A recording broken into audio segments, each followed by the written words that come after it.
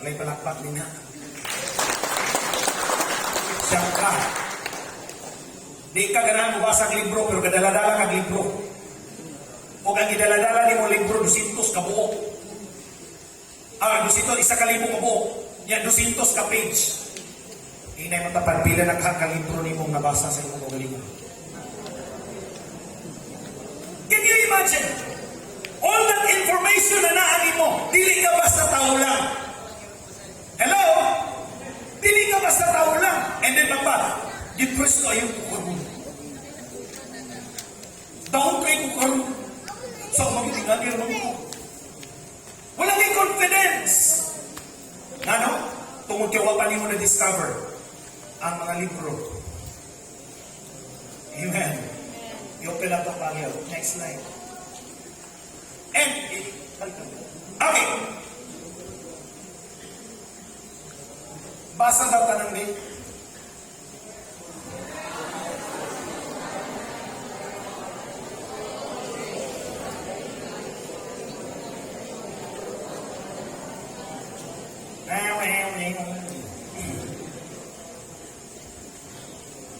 In verse 13, ingat siya din na, for you created my inmost being.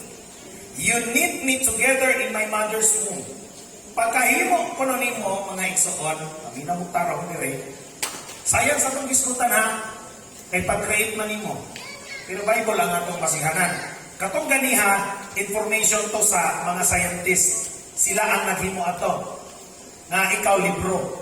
Karon dili nato i-discover. Ang verse 13, siya na gihimo ka sa Ginoo sa inmost being, may inmost being gihimo dito sa ang Diyos daw naghipot nimo dito sa imuhang tiyan sa imong mama. Hindi na nagtanong. Ang word nga term knit, kung saan ang knit? Gitahi. Gitahi. Ang tanong na yung gitahi. Kakita mo sa forma sa DNA. Hello! Kinsa na kakita sa forma sa DNA? Di ba sequence? Kadarating. Di makita. Kung inyong lang taon ang tahi, ang DNA, pura siya gitahi. Ang Bible nagsulti na ang picture. Ang Bible wala pa'y microscope. Gihimo ng Bible, ingon siya na gitahita. Pero karon na discover sa science, gi-prove nilang gitahi juga. Hello! Gitahi ka sa Diyos. Because ang sequence sa DNA, naawa. Next, ingon siya. I praise you because I am fearfully and wonderfully made. Your works are wonderful. I know that full well. My frame was not hidden from you when I was made in a secret place. Sa panahon ko nung gihimo, ingon sa sabi sa David, sa panahon gihimo ko sa tago. Sa panahon gihimo kasi mong mama, papa sa tago. Tingnan mo tapad. Abi nila buhay nakakita.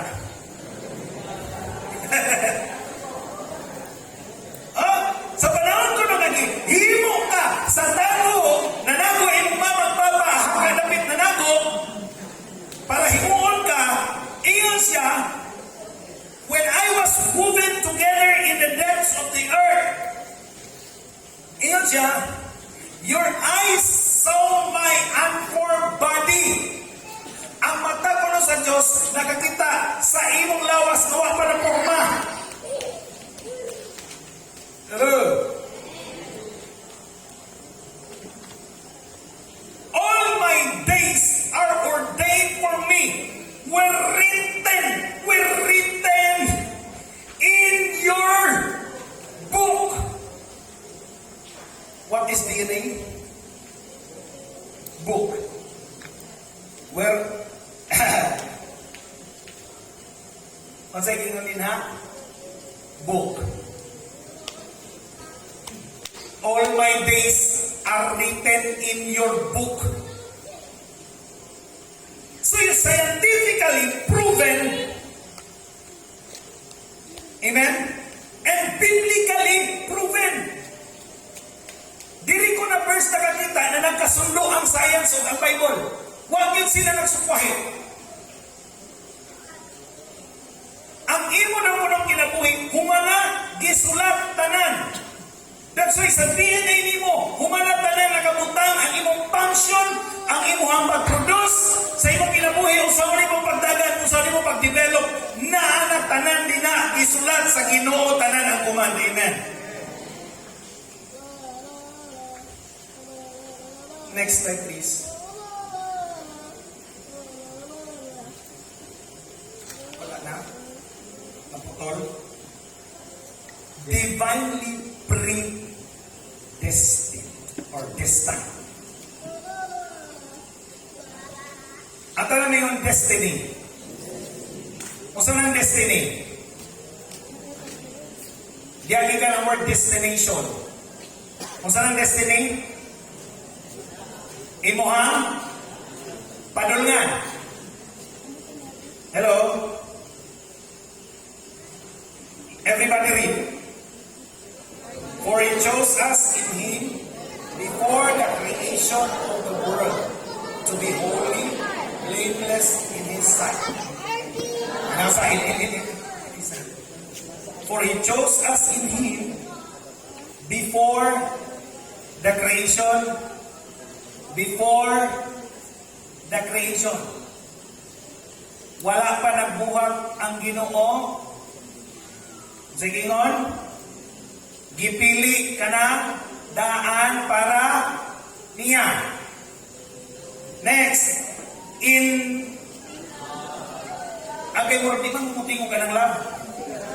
Gusto na ba kayo mag-love you? Gusto kayo mo may in love ko, na fall in love. Kinasa ko, ato sa sutao na eh. In love, He predestined us for adoption to sonship through Jesus Christ in accordance with His pleasure and will. Okay, direta mo pundo nga word. Predestined or predestined. Destiny, mao pang imuhang padulngan, destination. Destiny, tama? Ako ba nakakadili akong destiny? Akong padulungan. But kung una na kasi yung padulungan, ibalo eh. Una, wala pag-iimo ang kalibutan, ipili ka na. Hello? Wala pag-iimo ang kalibutan, ipili na ka. Diri karon, in love, He predestined you. O saan ang predestined? Wala pa ang destiny. Wala pa nahimo ang imuhang sugod sa imong panungan. Humanang kadaan. Di ba from the word pray? Pray. Ang talan yun, pray. Kasi kulingin mo siya yung pray.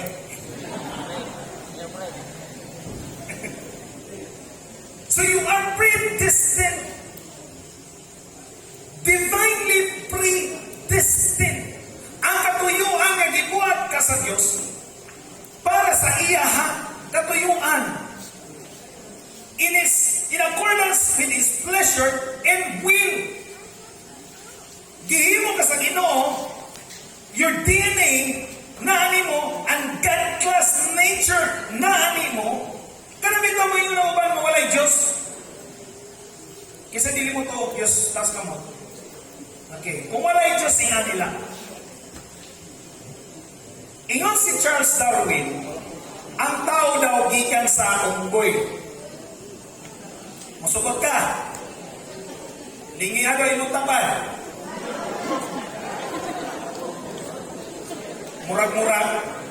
Murag kay diliman. So, mo di pa sa dili tagikan sa unggoy. Ano naman? Dugay na yun ng pila na katuig, wapag yung unggoy na hintao. Diba? Wala pa. So, dili yung kumutuo. Nga naman, kung ang DNA is like a book, hindi lang ilang taro. Kung ang DNA, deoxyribonucleic acid, is a book containing information about your destiny, which is placed in you before, kaya naging predestined or destined. Kung ang DNA is a book, pangutana, naabay libro nga way author.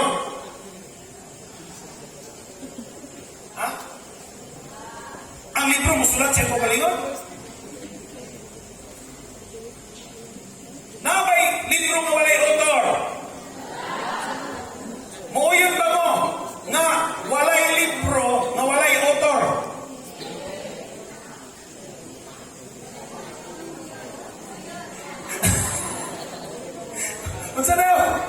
Mooyon ba mo nga? Walay libro, walay author. Naglibong sila tumago. Walay libro nga walay author. Mooyon gid mo nga walay libro nga walay author. Tanang libro na ay tanang libro na ay so tanang libro na ay kasulat. Tama? So kung ang DNA is a book, kinsa may kasulat? So ang tao lang nagsulat siya kung kalingon. Ibutang is DNA. So there must be someone that wrote that book. And kana somebody or someone nga nagsulat anak ng book is our God. Is our God. Is our God. Gisulat na niya daan tanan-tanan sa imong kinabuhi. Ang imong function, ang imong purpose, ang imong destinasyon, ang imong produce, imong produkto sa imong buhaton sa kinabuhi, tanan talento, abilidad, humana na daan, ki-engrave na daan sa Diyos na ananimo daan. All you need to do is to understand and read the book. Amen. Kaya nga ang Ginoo, grabe ang iyang mandate siya, seek first the kingdom of God. Unaha pagpangita ang kingharian sa Diyos. Sabta ang paghari sa Diyos, because diha sa paghari sa Diyos makita nimo ang imong katuyuan nganong nagginhawa ka karon. Dili na ka kinahanglan mangita pagpansin sa laing tao. Kailangan diya sa imong kagalingon karon, mutindog ka nga moingon, dili na ko nagkinahanglan og tao para improve akong kagalingon. I am proven by God Himself. Dili na ka ma-discourage sa kinabuhi nga mo ikaw kay gamit, igsoon na kay gamit, wala ka kabalo. Nganong wala ka kabalo? Because wala nimo kidiscover ang potential nga gibutang sa Ginoo sa sunod nimo. Tungod kay ang function sa yawa, i-blind ka sa kapatuoran mahitungod sa imong kinabuhi kung giyon sa kanya paghimo. Mo ni ang dili gusto masabtan sa yawa. Diyan sa imong kinabuhi, di siya gusto makasabot ka ni.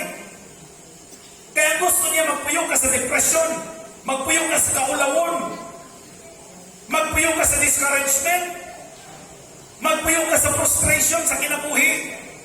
Kanunay nilang ka mangitag pansin. Mutry ka mo fit in, makisabay ka sa uso, makisabay ka sa trend, para na makita mong kagalingon. Igsoon,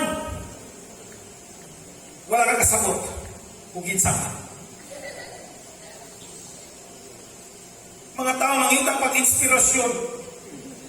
Ngayon pag uyang ko kay para madasin ko sa kong pag-eskwila. Ma-inspire kayo ko karon, kinakita na ko akong crush, sa imong inspirasyon, imong crush. Huwag ka kasabot sa imong kagalingon. Whether na ang crush, wala ang crush, na ay uyab, wala ay uyab, dapat inspire ka, kay kabalo ka kung kinsa ka. Hindi dapat dili ka basta-basta. Ang imong future wala, hindi sa kinsa. Ang imong kaugmaon, isulat na daan sa Diyos, ang tanang dagan sa adlaw sa imong kinabuhi, in His book. It is engraved in your DNA. Every part sa imong lawas, na niya ang kuman sa Ginoo. Una ang gusto sa Ginoo mahibawan nimo karong gabi una. Tungod kay dako kay kag function, dako kay kag trabaho kon. Wala pa gibuhat ang kalibutan, gipili na kanyang daan. That's why ang yawa ang blind sa imo. That's why ang yawa kintalon ka sa mga butang nga makapalingaw nimo. Dapat inspired ka sa katuyuan sa Dios diha sa imong kinabuhi. Inyong tapadili ka basta-basta. Ingna po di mong tapadik ko basta-basta. That's why pag naay maibog ni mo, manguyab ni mo, ingna din siya. Tanawang tabi kung deserve pa ka na mo. Amen! Raise your standard, mga igsoon, yung people. You are a God-class being. Well, basta ganun lang. basta-basta.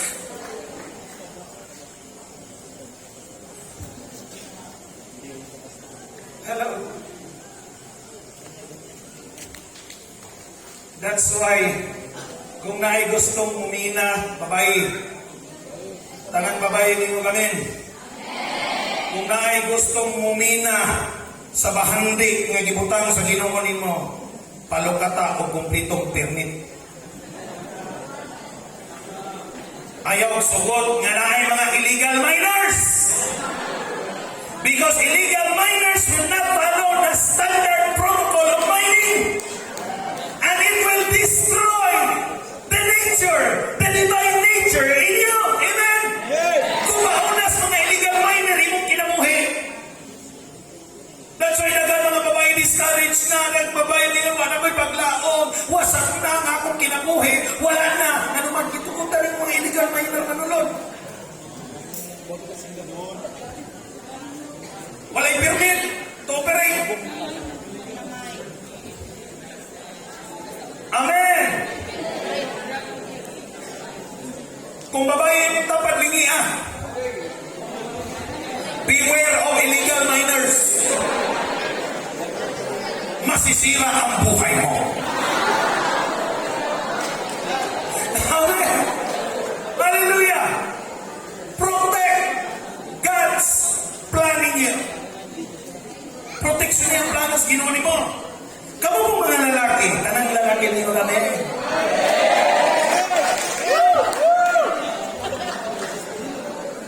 Mga lalaki, inyo ang pulo sa science pag ni. Naani mo ang binhi. Hello? Ignay mo tapan, ayaw patakang pugas.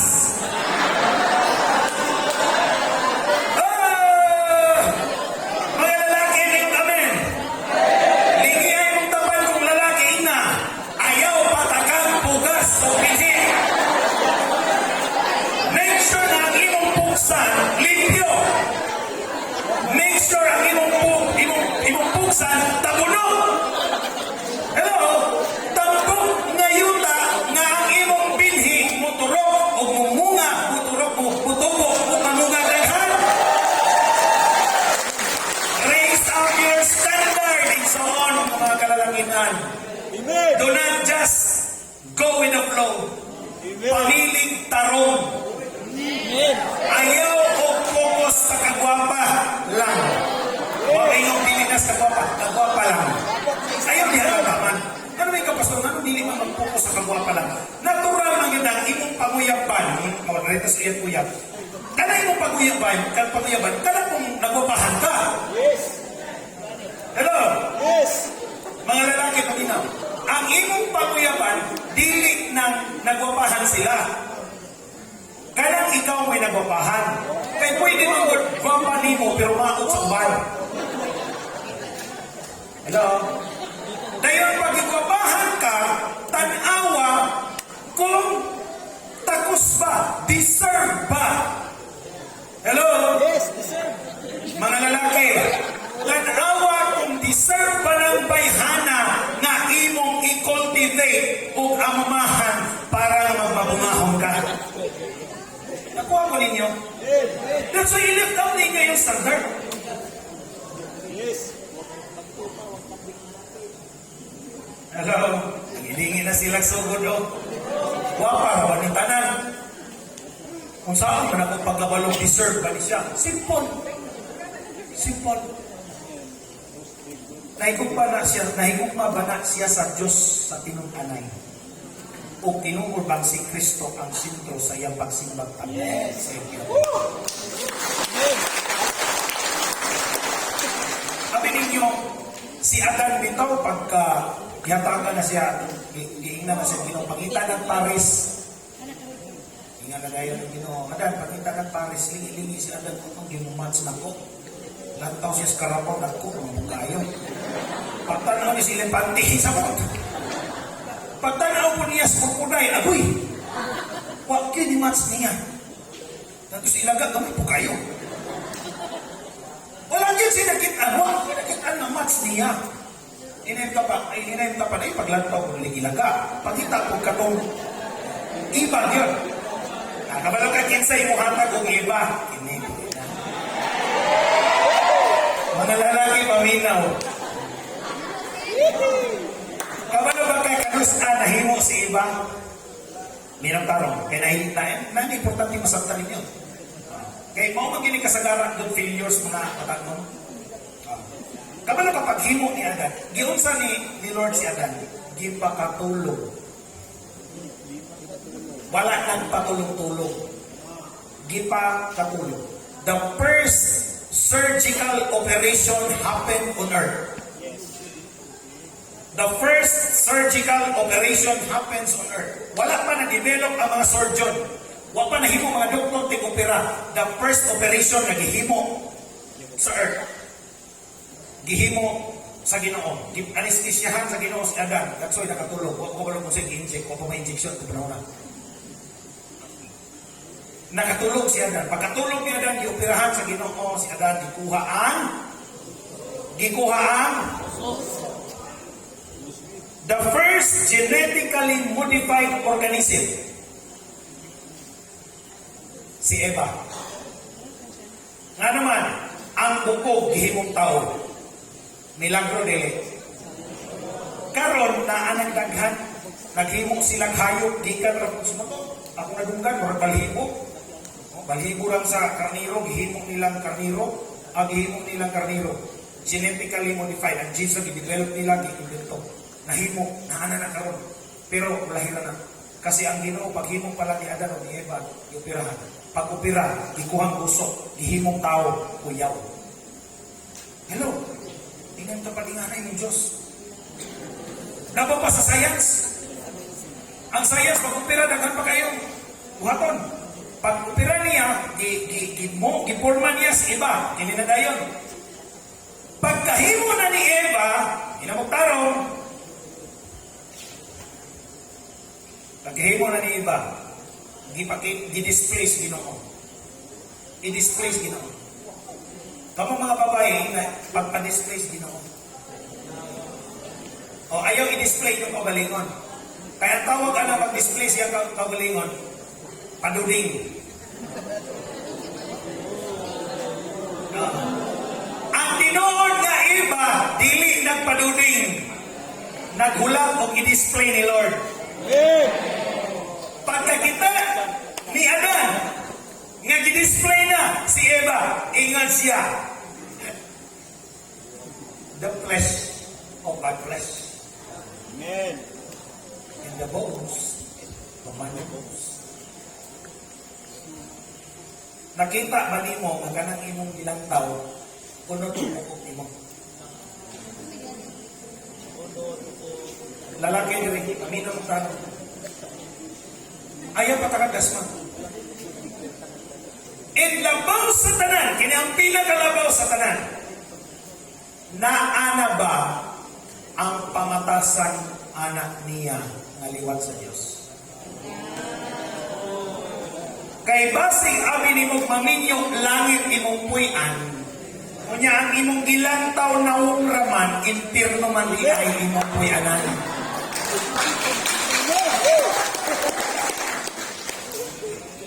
Pagpatas na no, kumanak ko. Nako, your life, dili anak. That's why kung sa may purma sa imong naong walay pakialam mo. Ano ba? Lingay mo tapat ko kay pakialam mo sa purma sa imong. Hello? Sa linaing tarong, dress uping tarong, lagaw o tarong, proteksyonin mo ko galingon. Nga naman, di ka basta-basta. Kamong mga lalaki, di na, supad ko purma-purma niyo buhaton, di ka. Tarong nga katiman yung magalingon, sumala sa sukod, nagikinahanglan sa usak na high-class being tungod kay ikaw, anak sa Diyos. Nakapatay na sa talong iso. Ingon anak ka. Ingon anak ka. Gibuhat ka sama sa dagway kinaiya sa Diyos. That's why ayaw saya nga ang matagbutlog sa imong kinabuhi karon. If you are feeling depressed right now, stop it. Cancel it. Amen. If imong feeling karon murag wa kay gamit, cancel it. Di ka basta-basta sukding discover ka. Ampos Ginoo, Lord, unsa ang akong gamit? Lord, tabangin ko ma-discover na ko. Amen. Gamita ko, Lord. Mahagod ko sa katuyuan ni mo, Lord. Nga naman, proven and tested nga ang imong kinabuhi sinulat sa Diyos lahat. Proven and tested. Para ka sa Diyos. Para ka sa Diyos. Amen? That's why kinahanglan. Tingnan ka pa. Magtinong ka. Ha? Magtarong ka. Ayaw paligoy-ligoy. Ayaw pasagoy-sagoy. In this whole camp, daghan pa ma-discover sa imong kagalingon. Nadakop kay kagamit at ubangan sa Ginoo na kailangan nimong tarungon ug dumala imong kaugalingon. Usay mayunta, i-forgive na ko, ang kay kong ma-discard ni mamuyag ug daghan.